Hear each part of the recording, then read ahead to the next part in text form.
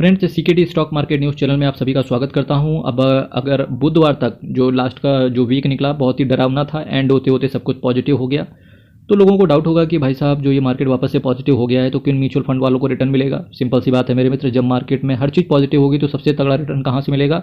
Small cap और mid cap से। तो वैसे ही कुछ म्यूचुअल फंड चलने वाले हैं, बाकी भी चलेंगे, सब चलेंगे, क्योंकि जब इंजन अच्छा होता है तो डिब्बे भी बहुत अच्छे से चलते हैं।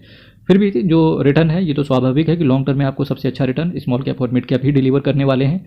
तो कुछ स्मॉल कैप और मिड कैप की बात करेंगे। किसी भी म्यूचुअल फंड में इन्वेस्ट करने से पहले, किसी भी शेयर में इन्वेस्ट करने से पहले एक बार अपने फाइनेंशियल एडवाइजर से जरूर बात करें, क्योंकि स्मॉल कैप और मिड कैप के अंदर रिस्क बहुत ज़्यादा इन्वॉल्व रहता है। Nippon India small cap fund direct growth की बात करेंगे तो देखिए 61,000 करोड़ का इसका असेट साइज है, 0.68% का एक्सपेंस रेशियो है।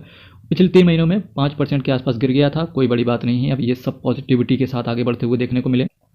जी हाँ, बंधन small cap fund direct growth इस तरीके का भी म्यूचुअल फंड मार्केट में है। बंधन एएमसी से होकर के आते हैं। ये 8,716 करोड़ का असेट साइज है, 0.38% का एक्सपेंस रेशियो है। अगर मैं पिछले 3 महीने में बात करें तो केवल 2.85% ही ये म्यूचुअल फंड गिरा। एब्सोल्यूट रिटर्न की अगर मैं इसकी बात करने की यहाँ पर चेष्टा करूँ आपके सामने, तो देखिए एब्सोल्यूट रिटर्न जो साल भर का है इसका 52% का एब्सोल्यूट रिटर्न है। वहीं Tata small cap fund direct growth की बात करेंगे, 9,463 करोड़ का असेट साइज है, 0.34% का एक्सपेंस रेशियो है। 3 महीने में रिटर्न की बात करें तो नेगेटिव है, कुछ खास रिटर्न इसने खास क्या नेगेटिव ही है, 2.21%। और इसके साथ साथ अगर मैं कुछ और म्यूचुअल फंड की यहाँ पर चर्चा करने की चेष्टा करूँ, जब से क्वांट एएमसी के ऊपर फ्रंट रनिंग केस का मामला सेबी ने दर्ज किया है, तब से ये म्यूचुअल फंड बिल्कुल बैकफुट पर है। हर कैटेगरी में ये बैकफुट पर है। और देखिए 3 महीने में 7% के आसपास टूट गए, क्योंकि इन्होंने अपना मैक्सिमम एक्सपोजर लार्ज कैप की तरफ शिफ्ट कर दिया था। जबकि सारे म्यूचुअल फंड इधर उधर टहल रहे थे, उसके बीच में एक छोटा सा भाई छुपा रुस्तम टाइप का म्यूचुअल फंड ये था, Invesco India small cap. 5,352 crore का असेट साइज, 0.41% का एक्सपेंस रेशियो। और देखो केवल 3 महीने में 0.14% ही गिरा है। ये समझदारी बोलो, इन्वेस्टर्स की सूझबूझ बोलो, कुछ भी बोलो, लेकिन भाई साहब एक साल में केवल इसने 39% का ही रिटर्न डिलीवर करके भी दिया है। नेक्स्ट म्यूचुअल फंड देखेंगे तो HDFC mid cap opportunity fund, 75,000 crore का असेट साइज पहुंच चुका है ये। और पिछले 3 महीने में ये भी 2.58% क्रैश हुआ। कुछ दिग्गज जहां पर इनका इन्वेस्टमेंट पड़ा हुआ है वो है Indian hotels, Apollo tyres, max financial, federal bank और कुछ अदर्स में पैसा पड़ा हुआ है। मिड कैप कैटेगरी में जिस शानदार म्यूचुअल फंड ने रिटर्न बना के दिया, पहले एचडीएफसी था, फिर एसबीआई भी आया, इसके बाद अभी जो चल रहा है करंट में, इसका बोलबाला चल रहा है, बोल सकते हो आप, Motilal Oswal mid cap fund direct growth, 20,055 crore का असेट साइज, 0.57% का एक्सपेंस रेशियो।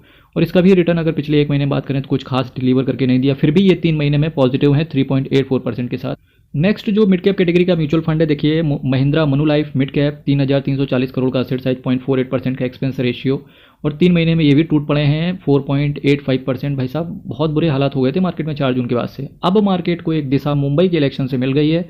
अब जब एफआईआईस खरीदने आएंगे तो हो सकता है ये सारी चीज़ें वापस से बदलती हुई देखने को मिले।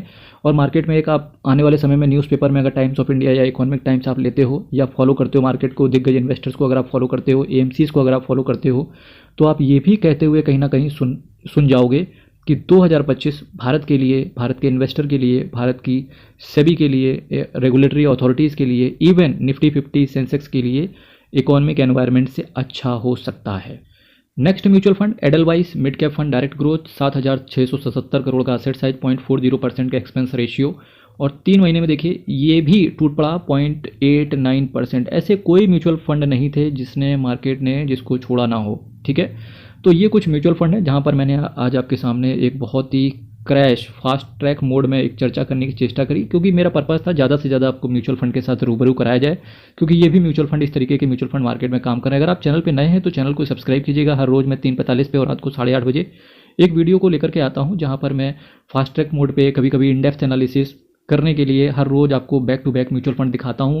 और जब आप एक किसी म्यूचुअल फंड के साथ एक शेयर को जब पर्टिकुलरली बार बार मार्केट को देखते रहते हो, तो आपको एक लॉन्ग टर्म में ये अंदाज़ा हो जाता है कि जब मार्केट गिरता है, जब मार्केट के अंदर उठापटक चलती है, तो एक म्यूचुअल फंड, एक शेयर, एक कैटेगरी का नेचर क्या है, एक सेक्टर का नेचर क्या है। क्योंकि जब आप नेचर समझ गए ना मार्केट का, फिर आपको कोई नहीं डरा सकता। निफ्टी यहाँ से 24,000 से छोड़ के 2,400 रुपये पे बिकने लगे, आप तब भी आपको फ़र्क नहीं पड़ेगा।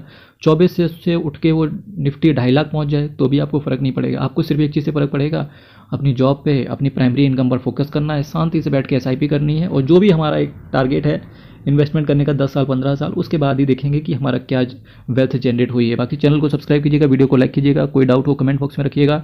हर हर महादेव, अयप्पा शरणम, हरी शरणम। बहुत बहुत